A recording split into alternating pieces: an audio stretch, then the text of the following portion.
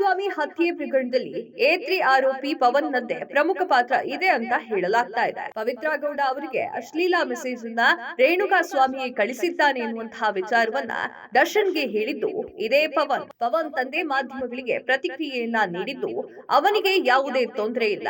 ದರ್ಶನ್ ಜೊತೆಗೆ ಇದ್ದು 10 ರಿಂದ 12 ವರ್ಷಗಳಾಗಿದೆ. ನಾವು ಆಗ್ಲೇ ಹೇಳ್ತಿದ್ವಿ ಬಿಟ್ಟು ಬಂದ್ಬಿಡಪ್ಪ ಅಂತ. ಹೀಗಿದ್ರು ಅಲ್ಲೇ ಹೋಗಿ ಸೇರ್ಕೊಂಡಿದ್ದಾನೆ. ಇದಕ್ಕೆ ನಾವು ಏನೂ ಹೇಳೋಕೆ ಆಗಲ್ಲ. ದರ್ಶನ್ ಮನೆಗೆ ಒಂದೇ ಒಂದು ದಿನ ನಾವಂತೂ ಹೋಗಿಲ್ಲ. ಆತ ಏನು ಕೆಲಸ ಮಾಡ್ತಿದ್ದಾನೆ ಅಂತಾನೂ ನಮಗೂ ಗೊತ್ತಿಲ್ಲ. ಸಂಬಳ ಎಷ್ಟು ಗೊತ್ತಿಲ್ಲ. 10 ರಿಂದ 15 ಹಸುಗಳನ್ನ ಕಟ್ಟಿಕೊಂಡು ನಾವು ಬಡದಾಡ್ತಿದೀವಿ. ಅದನ್ನೆಲ್ಲ ಕಟ್ಕೊಂಡು ನಮ್ಗೆ ಏನಾಗ್ಬೇಕಾಗಿದೆ ಅಂತ ಬೇಸರವನ್ನ ವ್ಯಕ್ತಪಡಿಸಿದ್ದಾರೆ.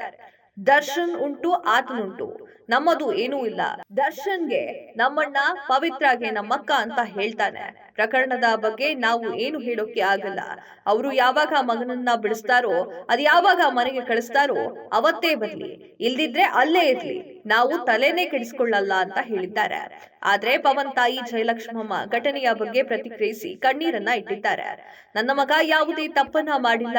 ಆತನನ್ನ ಪಿತೂರಿ ಮಾಡಿ ಕೇಸ್ನಲ್ಲಿ ಸಿಕ್ಕಿ ಹಾಕಿಸ್ತಾ ಇದ್ದಾರೆ. ನನ್ನ ಮಗ ತುಂಬಾ ಒಳ್ಳೆಯವನು.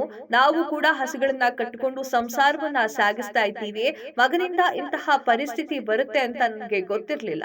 ಕಳೆದ 12 ವರ್ಷಗಳಿಂದ ದರ್ಶನ್ ಜೊತೆಗಿದ್ದಾನೆ. ದರ್ಶನ್ ಅವರೇ ಆತನನ್ನ M.Com ಓದಿಸಿದ್ದಾರೆ. ನನ್ನ ಮಗ ತುಂಬಾ ಒಳ್ಳೆಯವನು. ನಾವು ಕೂಡ ಹಸುಗಳನ್ನ ಕಟ್ಕೊಂಡು ಸಂಸಾರ ಸಾಗಿಸ್ತಾ ಇದ್ದೀವಿ. ಮಗನಿಂದ ಇಂತಹ ಪರಿಸ್ಥಿತಿ ಬರುತ್ತದೆ ಅಂತ ನಮ್ಗೆ ಗೊತ್ತಿರ್ಲಿಲ್ಲ. ಕಳೆದ 12 ವರ್ಷಗಳಿಂದ ದರ್ಶನ್ ಜೊತೆಯಲ್ಲಿ ಇದ್ದಾರೆ. ದರ್ಶನ್ ಅವರೇ ಅವನನ್ನ M.Com ಓದಿಸಿದ್ದಾರೆ ಅಂತ ಹೇಳಿದ್ದಾರೆ.